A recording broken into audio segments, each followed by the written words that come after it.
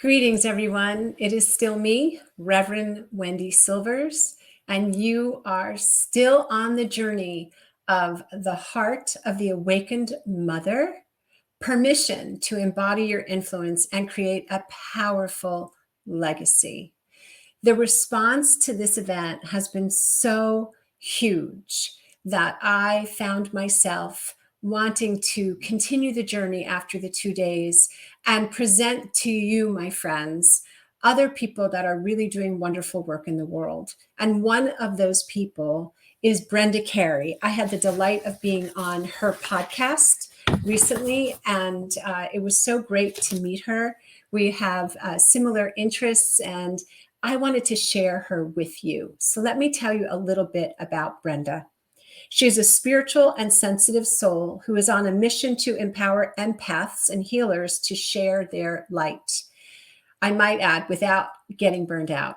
Her purpose is to inspire others from her own personal transformation of the struggles from spinal fusion surgery and autoimmune issues to embrace each day with gratitude.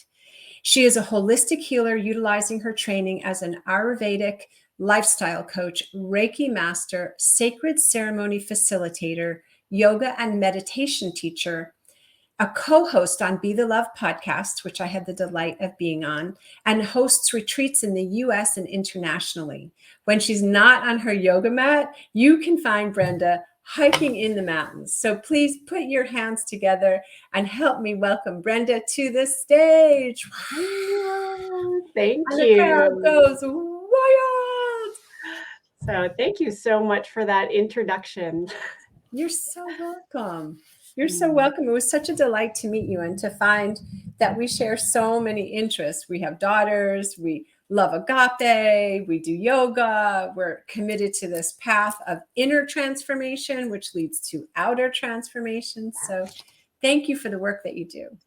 Oh, and thank you. Yeah, we just had quite an instant connection, I believe, through social media. And yeah, what a delight to connect with other like-minded souls that are like, yes, let's, awaken our own hearts and then share that gift to others. It's contagious, I think. It is so true. And that is I think that's one of the blessings of social media.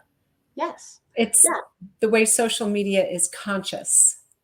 Yes, we can make it a tool to really help us and to be able to align with other souls out there that are looking for just higher consciousness, higher vibration.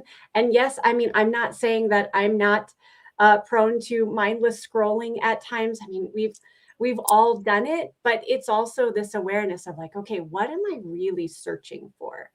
And can I find that within a huge platform? But also to be mindful to take breaks from it too when we need to. I absolutely agree. I remember years ago, I was very reluctant to allow my daughter to be on social media because I knew of the lure. I knew about the dopamine hits and, all. And also, I couldn't really be mindful and curate the content that she was exposed to. Like, I remember saying something to her, I think about porno. And she was maybe a freshman in high school or in eighth grade. Maybe she was in eighth grade. And I mentioned something to her about explicit content on social media. And she said, Mom, we saw that in sixth grade on Google. And I was like, oh, wow. The desire to keep our children innocent for as long as possible, help them navigate the world, of course, but to really cherish and nurture that innocence in a certain way has been deeply impacted by social media. Yes, I do agree. I have, a daughter currently that's eighth grade and 14. And so this is a topic of conversation that we have a lot. And I'm always learning as a mother. And she is honestly one of my best teachers in this lifetime. I feel like Spirit knew exactly what I needed to learn even before I did. and said, here you go. Here is this creative, free-spirited child. And she is going to reflect back to you parts of me that Mhm. weren't healed in my teenage years. And we didn't even have social media. I know I'm dating myself, but we didn't have cell phones and social media back then. And then, here's this daughter that has such similar qualities as I did as a teenager, add in the complexity of social media and really teaching her boundaries. I think that was one of Yes. the things I wished I had a little bit more of. I grew up in a family where, the women were just responsible for almost everyone's feelings. And Wow. that was the message that was kind of integrated. It wasn't so much spoken, Mhm. but like women were responsible for people's happiness. And I want her to have boundaries, whether that's with social media and other live people, to know that, what's mine is mine, what's theirs is theirs, and to have that container that we don't, as empaths, which is who I work with a lot, and knowing that my daughters are also that they don't need to take it and absorb it all on. Yes. Thank you for saying that. I love that you're saying that because you speak to something that is really near and dear to my heart in terms of boundaries. In my family, I I didn't know what a boundary was. I don't think anybody knew what a boundary was. And I remember leaving my home when I went to college and not really being aware of where I ended and somebody else started. And Right. then later on, when I started in my path of growth, personal growth and transformation, and people started talking about boundaries, I was like, "What? You mean I have a right to say no? No is a complete sentence. I don't have to justify, explain, or amend? Like, not amend because I do believe in amends, but I don't need to explain or justify or defend? Wait, what?" Like, it was such a a white light moment for me Mhm. and something that I've shared with my parents. So I taught when my daughter was born, I carried her in a sling all the time. And I would not let anybody touch her body without asking her. Mhm. And I'm talking about when she was an infant, because everybody's drawn to babies. They're so irresistible. You want to go over, but they have bodies. They have boundaries. It's important. So I would Yeah. always say to people, please, will you please check in with her and ask her if it's okay if you touch her hair or her cheek? And some people would be so offended, and other Mhm. people were like, yes, oh my God, you're teaching that. Because I really wanted her to know her body limits. And the other thing that I used to teach her and that I include in my work with parents is I would say to her from the time she literally like toddler, how do you feel in your tummy? How do you feel in your tummy after meeting that person? How do you feel?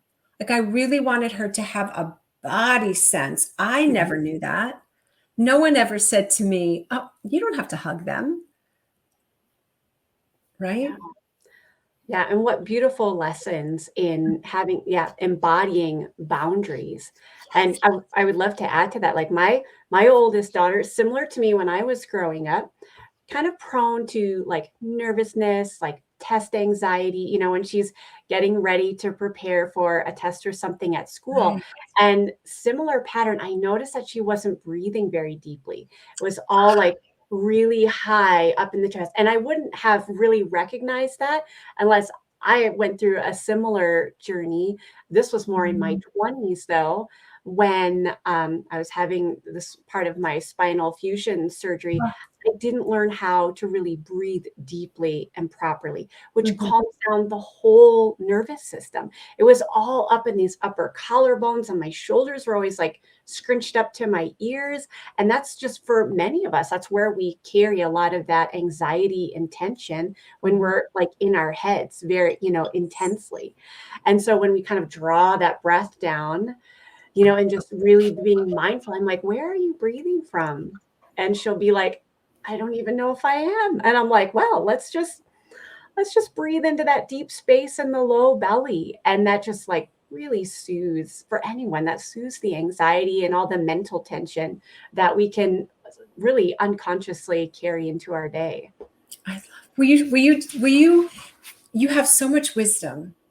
And I know that you help empaths and healers. So those of us that fall in that category, I mean, I think most people are sensitive, and there's people like us that are extremely sensitive. So the breathing, I really identify, because I literally have to bring consciousness Yeah. and intentionality to my breath. Would you lead us through a breath, a couple of breaths, like the Sure. proper way to breathe?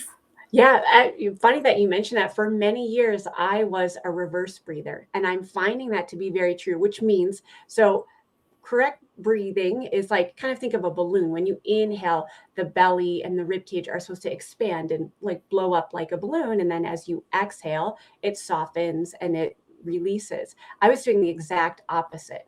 And there are some moments when I am like carrying a lot of nervous tension, I fall back into Mhm. that subconscious pattern. So I had to retrain myself how to breathe properly. And I know I'm not the only one. I've had other women say, like, wait, I reverse breathe too, and I didn't even realize it. And that is a very subtle, like, it excites the nervous system. Because, you know, when you kind of do a, and you kind of like take it in and your breath sucks in and your belly comes in, it's not as dramatic as that, but it's very subtle, you know, over the day, that we're like, oh my gosh, I'm slightly engaging that, you know, fight or flight response with Mm, reverse breathing. So, yeah. So if you okay. place a hand on your low belly, so down by your navel, and then I like to place a hand up by my heart, because really we Mm. are connecting with this heart energy of love and compassion. We're going to draw it down into the belly for more groundedness first.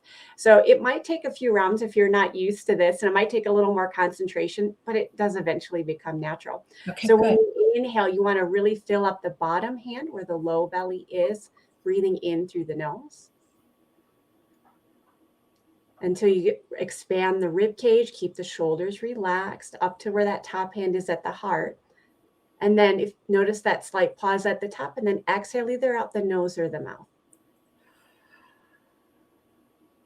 And think of it as this wave of breath. So inhaling, low belly, rib cage expands up into the heart, but shoulders are relaxed. And then either exhaling out the nose, or if you need a deep sigh out the mouth, we could all use that sometimes. So that's one of the simplest ways to check in. And I notice, especially when people have been working a lot in front of a computer, there is actually a diagnosis, I read this recently, called screen apnea. So similar to sleep apnea, but we're breathing so shallowly that our brain isn't even getting enough oxygen when we're in front of a screen, because we're usually hunched forward. So we're collapsing all of that lung space, and we're so in our minds that there's no expansion in the rib cage. So just to be aware of, especially if you work in front of a screen a lot, take a you know, a break every 45 minutes to an hour, and like really connect in with that deeper breath. And it's amazing how it can just create this slight shift. Thank you. Thank you, everybody. I invite you to practice that again and again. That's why it's so great to have lifetime access, because we can revisit what we've heard and do it again by ourselves. That breath is so important. Breath work. Oh my Mhm. gosh. I remember I worked with a coach, and we used to go on retreats. And at every retreat, she had this wonderful breath work person come in, and we would have a session of breath work. That is a lot of work. That's why it's called Yeah. breath work. But there's such a transformation that occurs in the body and an alignment. So thank you for taking us through that. I would love to hear from you. I know you shared with me that you created something with your daughter. And Mm. as the mother of a daughter and having such a deep connection with her, I'd love to, my daughter, that is, not your daughter, but I'd love to hear what you two created. Yeah, I'm actually really excited. When we had first talked about being on the awakened heart of the mother, and talking about offering a free gift. And initially I was looking at like, I've had some like free like guided meditations and journaling prompts that I've offered before. And interestingly enough, my oldest daughter, she's 14, synchronistically, she walks in while I'm, just sitting with and trying to figure out what would I like to offer. And she's like, "What you doing, Mom?" And I told her about this and she's like, "Oh, that sounds really cool." And I'm like, "Well," I asked her, I'm like, "Well, what do you think I should offer as a free gift?" And I just kind of briefly explained it's, being a powerful legacy and influence. And she's like, "Well, those ideas you have are good, but they seem too serious." And I'm like, "Really?" I was like, she's like, "Yeah, well, when you're talking about awakening and, being an influence," she's like, "You want to make it fun." And Oh, I was like, "No, you're right. I do want to make it fun." And so my oldest daughter, and just as a addendum to this, she loves to draw. That is her outlet. And it actually came as a part of after shutdown. And mm, she really struggled with remote schooling, and she started picking up colored pencils and paint and started drawing as a wow. way to self-soothe. I Wow. I was no influence. I have no artistic talent whatsoever. So it's all her. And so she presents to me some of her anime drawings, which have this light, fun, kind of dreamy quality. And she's like, "You know what? I think moms have forgotten how to dream big." Like, they get really serious. And, I know they have to, like, pay the bills, and they've got to, sometimes work and take care of us, but sometimes they forget their dreams. And I went, "Oh my God, Mm, this is beautiful." So our co-creation and our free gift is something I'm proud of, and I hope it inspires, other parents or caregivers to co-collaborate and create something together with our own unique gifts. So in this offering, she has her drawings, and there's anime, and one is of this beautiful, like fairy like meditative picture of this it's like fairy with wings. And the mm. other one, which I really love, she drew me as a goddess. And let me just say, if you haven't been drawn as a goddess recently, I would highly recommend. I have a lotus flower, and I'm like, this is awesome. And so I created a guided meditation Mm, to help us tap into that dream big. Like, not think of all the how to's and get bogged down with, well, we don't have enough money or time or whatever it is, but just to hold on to that like sense of wonder and awe mm. that we used to have when we were kids. And so we created this, like, it's journaling with her drawings on the guide, and then also a short guided meditation that helps us tap into that, like, just wonder that we used to have, that I think some of us as parents we've forgotten. I love that. Oh, that's so beautiful on so many levels. Right. A, the connection with your daughter, and for her to share something and for you to be receptive to it. It sounds beautiful. I can't wait to see it and participate in the guided meditation. And the other piece that's so prominent to me is how even in something like the lockdown, our kids are so creative and people are so innovative. So out of something that was really restrictive, she found freedom. She did. I mean, she unearthed a gift that I didn't even know was there or was even an interest to her. Other than buying her the usual kind of craft, things that you do for little kids, she just was really drawn to bright colors and this fantasy world that she, creates. And so she is that free spirit that reminds me to, have fun and Mm, to bring in this lightness and joy. And because I know we all have a tendency to take ourselves a little too seriously.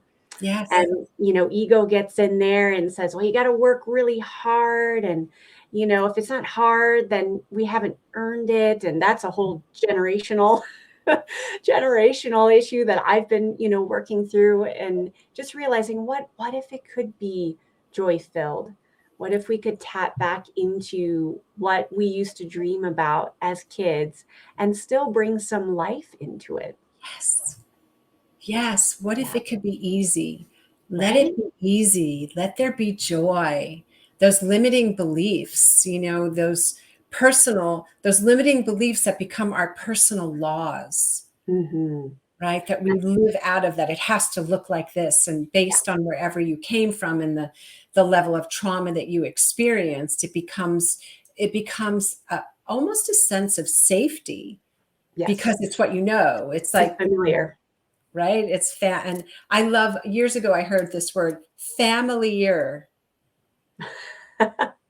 Right? So it's great that you are also breaking a cycle, and you are giving yourself and your daughters permission to embody their influence, their power, their value, their worth. There's not anybody standing over your daughter saying, "Oh, you can't draw like that. You're using that color." No, you're encouraging her.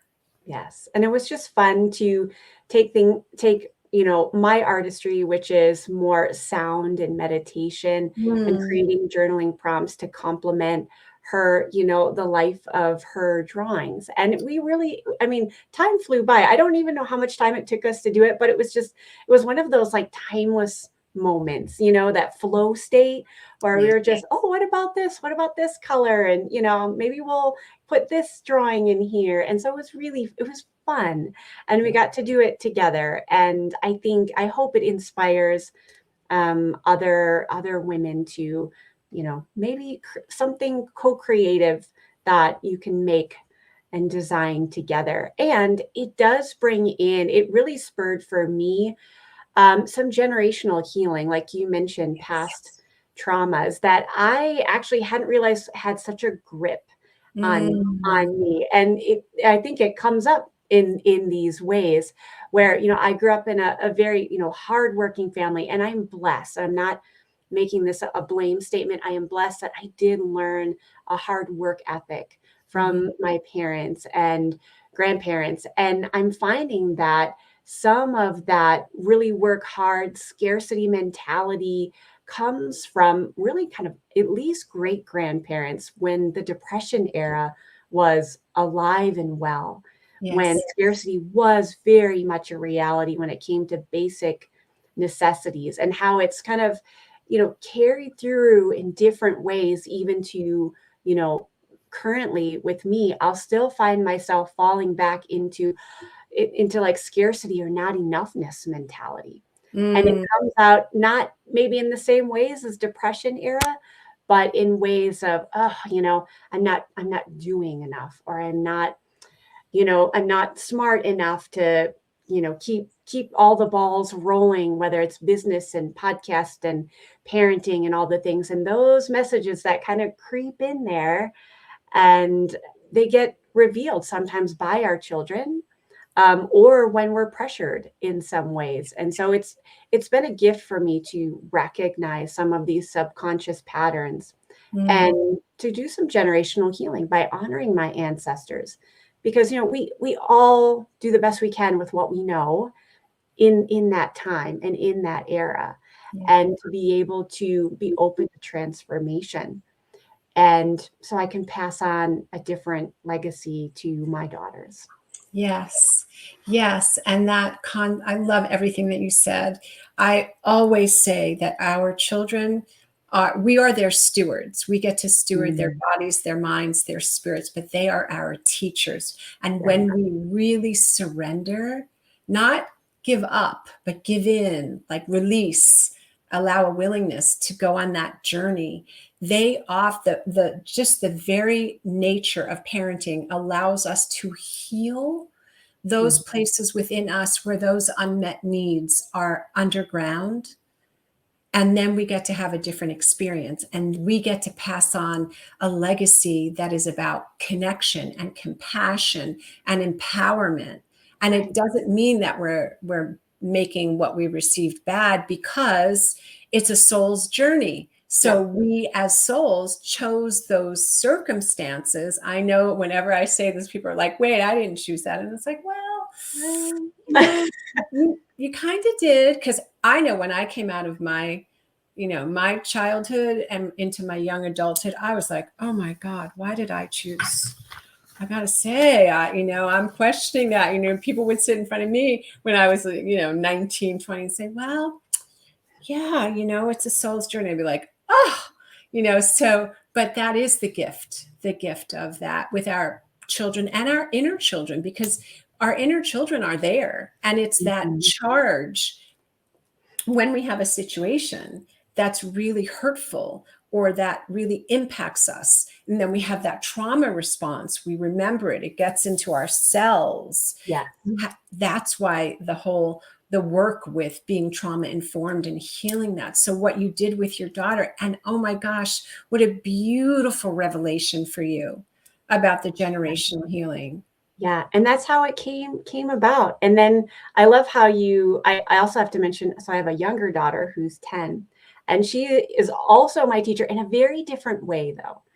She's like the roots. When you talk about embody, like she loves to be home. She has this very grounded, rooted nature. I tend to be a little more like creative spirit all over the place. Vata. Are you Vata? Are you more Vata? I You're am more Vata. I'm very Vata. And good. my youngest is very Kapha, very earth and very water, moves slower. And oh my gosh, she teaches me be here now. And, so I'll sit and do craft projects with her and things that I probably normally wouldn't give myself permission to do. It's like she allows that for me. And so that's been a really beautiful, as she is growing older, not teenager yet, but at 10, she's definitely come into her own personality and being and helps me to find this place of home, but within, and to do that intentionally with her. And so it is really interesting, like if we have more than one child, how each one is this like such a unique energetic signature. And it's I love beautiful for us to recognize that. a unique energetic signature. That's beautiful. A soul signature. Mhm. So, as an Ayurvedic lifestyle coach, what does that mean? How are you taking all of the doshas into a client's I coaching? Yes, I do. So, for those of you not familiar with Ayurveda, it is considered the sister holistic science paired with yoga. And it really looks at nature and says we are a microcosm. So, the elements within the bigger world, within the macrocosm. So, we are earth and water and fire and air, and we all have certain ratios of those elements within us, but some of them express them, which I call our unique energetic signature a little bit more than the other. So, like my youngest daughter, very earth, very naturally grounded and rooted. My oldest daughter, very air, creative, goes with the flow spirit, very adaptable. We all have different mixtures of that within us. And that's how we can really go into a healing journey, whether that's physical, mental, emotional. I think it's all compiled together, but certain things may stand out for us, maybe more physical pain or issues, maybe more mental or emotional. That also has a lot to do with our dosha, which Mm. is how we express different qualities we see in nature that are already within us. And we create this balance within that energetic system. That is so beautiful. It is. It's a That is- very feminine approach, a very, I think, divine feminine approach Mm. to heal. It doesn't separate the physical from the mental, emotional, and the spiritual. It encompasses it all and creates it really all as equal. Even though certain symptoms might stick out to us a little bit more, when we address the wholeness of who we are, that's when we come into our own rhythm. And just as nature has its seasonal rhythms, weather pattern rhythms, we have that within ourselves. Gorgeous. Thank you. Thank Yeah. you for the pearls of wisdom that you've shared with us today. And I would love to learn more about that. And it reminds me of the wholeness that we already are. That's Mhm. that's in our living biology. Yes. So thank you for sharing that. Thank you for the gift of the guided meditation and your daughter's anime, and the collaboration and the breathing. Thank you for being with us. And uh, where can people connect with you? Well, they can find me on my website, which is sacredpathyogaandreiki.com. I am also a co-host on a spiritual podcast called Be the Love Podcast. We are on, oh gosh, 3rd year strong. We have some amazing guests, and then my co-host and I, we also do conversations on to really awaken our souls. And that's what we're very passionate about. I also have several guided meditations on Insight Timer. And you can also find me on Instagram and Facebook. Beautiful. Thank you. Thank you for being with us today. Thank you for sharing your wisdom. And I will make sure everyone has, they already have a way to connect with you. So thank you so much, Brenda. And everyone, thank you for staying with us and staying on the journey. It is a lifestyle. It is a lifelong path to live the awakened heart of the mother and to give yourself permission to embody your influence and create a powerful legacy. And you're doing it. You're here. You're listening. You're awake. You're aware. And so thank you for being with us. And I invite you to go and partake of the free gift from Brenda and the other gifts from the other speakers, and consider having lifetime access. It also gives you the opportunity to have a soul alchemy consultation with yours truly. So thank you for being here. We will stay connected with you. And before we say goodbye for now, I want to remind you that you are powerful beyond measure, loved beyond description, and a force for good in the world. So go forth and spread your magic. Peace and many blessings.